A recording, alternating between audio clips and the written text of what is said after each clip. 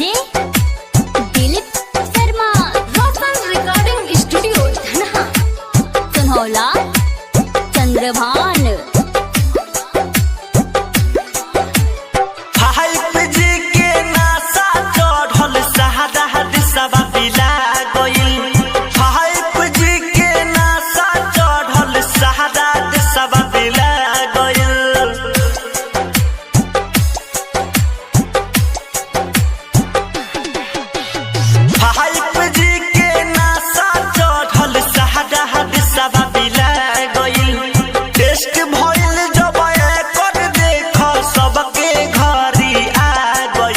Business कहरे के चक्कर में लोगवे के खा गई।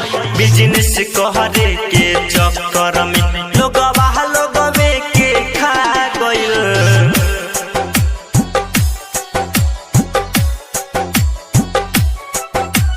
Roshan recording studio Dhanha DJ Dilip Sharma Gopalganj.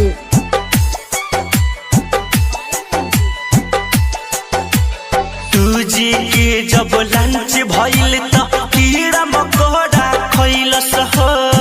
फिर जी जब आइल त बकरी बच्चा ले गइलस हो।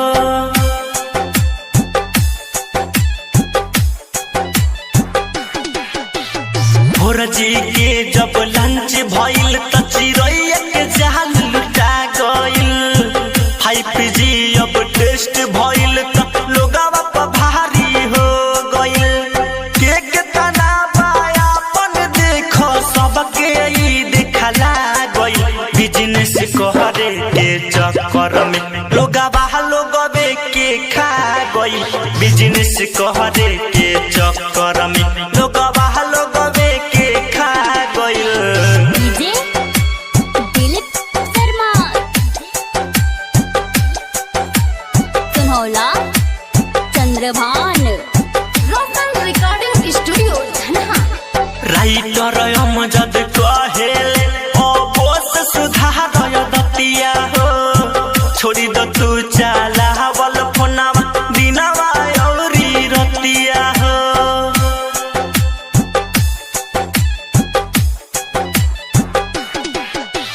मंटू नीतीश कहेले ओ बोस सुधार दतिया हो।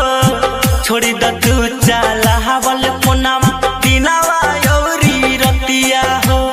गोलू सरगम छोटू देख एक गो बतिया बता गई। बिजनेस कहरे के चक्कर में लोगवे के खा गई। बिजनेस कहरे